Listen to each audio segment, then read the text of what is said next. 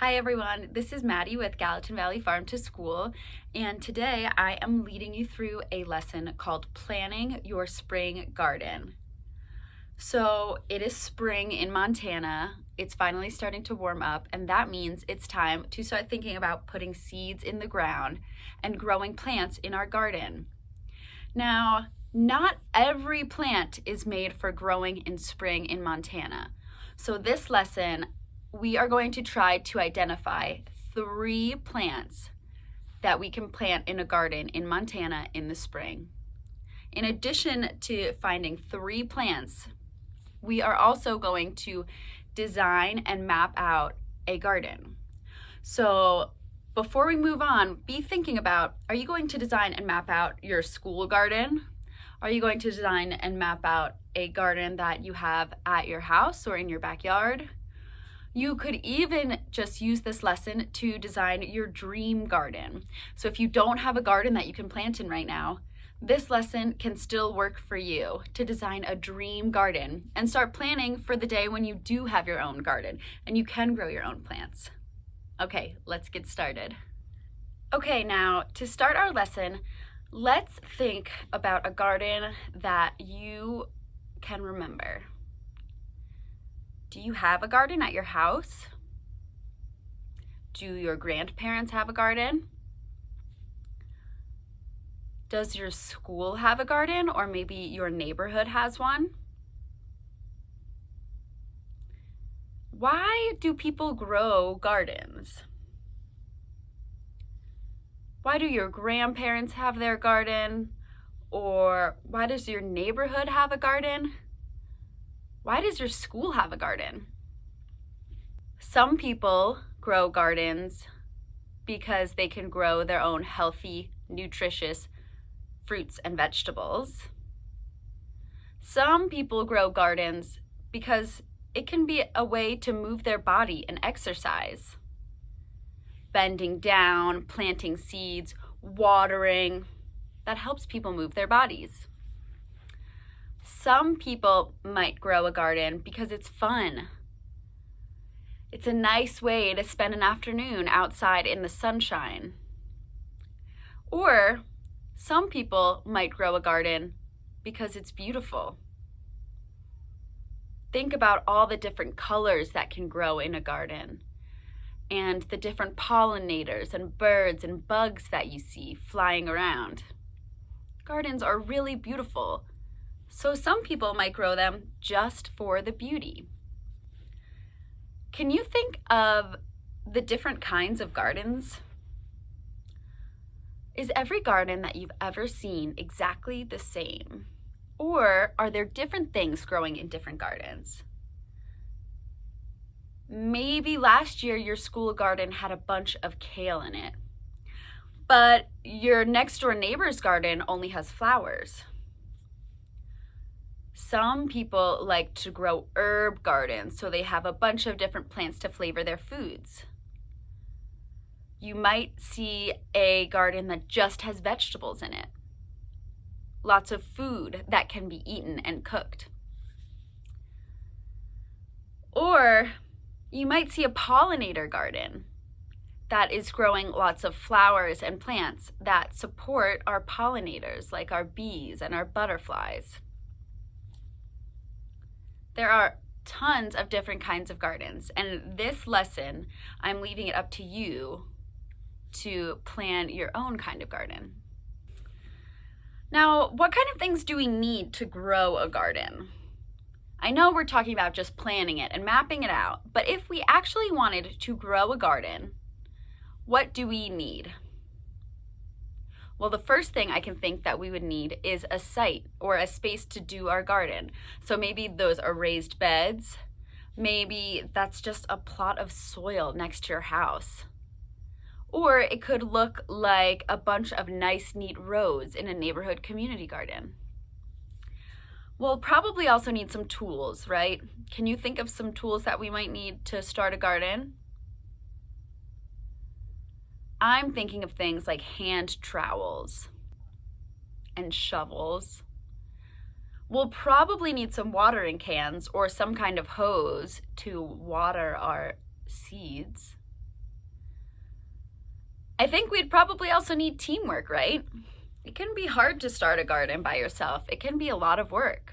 So working together with another person or a family member or one of your friends can be really helpful to move your garden along. So, thinking about our spring garden in Montana, what kind of things can we grow?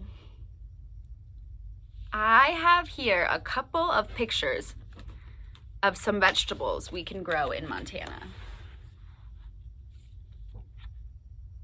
Beets, spinach, beautiful Swiss chard, turnips, kale, carrots, peas, radishes, lettuce, and collards.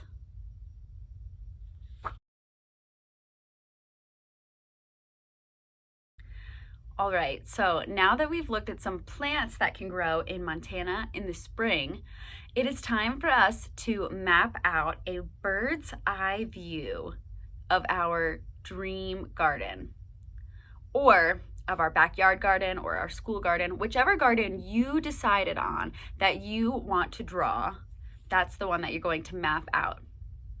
So I said bird's eye view. What does that mean? A bird's eye view. Well, where do birds see a lot of things from? Up in the sky, right? When birds are flying around and looking down at the earth, that's what we call a bird's eye view. So I wanted to show you a couple of examples of a bird's eye view. This is a drawing of what a garden looks like to a bird, or from a bird's eye view. So looking down on it, you can see all those nice rows. So that's one example. Here are two more examples of bird's eye views. You're looking down on the garden from above, so you can see all of the different plants that are growing and all of the rows. Here is one more example of a real life bird's eye view image.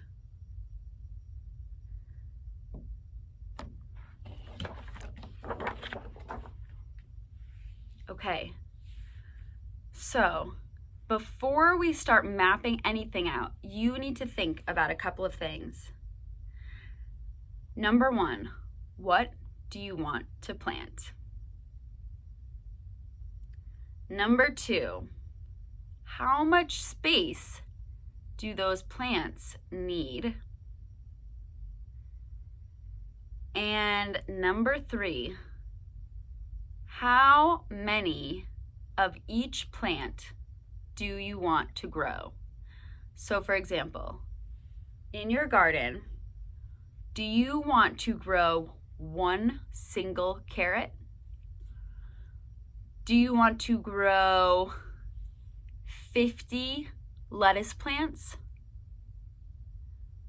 Well, if you grew one single carrot, that wouldn't be a very big harvest for you. But if you grew 50 lettuce plants, you might be up to your ears in lettuce. So think about that as we move on. Okay, friends, so we are going to move on now to actually drawing our dream garden. All right, so for the next part of our activity, where we actually map out our garden beds, these are the materials that you are going to need. Some graph paper, and I like to use this larger graph paper because it helps me draw my pictures a little bit more easily than using the really small graph paper. And if you don't have graph paper at home, you can simply draw it yourself. You can just draw a grid onto some paper. You'll need some crayons or colored pencils, as well as a normal pencil, because I like to outline my drawings before I color them in. If you have seed packets, those can be helpful too, because on the back, they often tell you the spacing that they need, as well as when you can plant them in the ground. I also like to have some seed catalogs because there are beautiful pictures in here that help me when I'm drawing my own illustrations. And they can give you ideas of some other kinds of spring plants that you might not have thought of on your own. So make sure you gather these materials if you have them before we move on to the next part. And if you don't have seed packets or seed catalog, not to worry, because you can still design and map out your dream garden without all of these tools. Okay, now is the time to start drawing your dream garden bed. So some things to think about as you get started. When you're looking at your graph paper, think about how you want to divide up the space in your garden. So this graph paper should represent the shape and size of your garden bed. So for me, this is one of the garden beds at Irving Elementary School. So I'm using this to design one of those garden beds. And when I'm looking at this graph paper, I'm thinking, do I want to fill an entire half of the bed with one plant? Or do I want to fill the first portion of it with one plant, and then something else, maybe something else, and maybe something else? Or am I going to plant the same thing in the entire bed? So that's just something to think about. It's all up to you. It's your own garden that you are designing. So I'm gonna take a minute and draw out my garden, and then let's compare.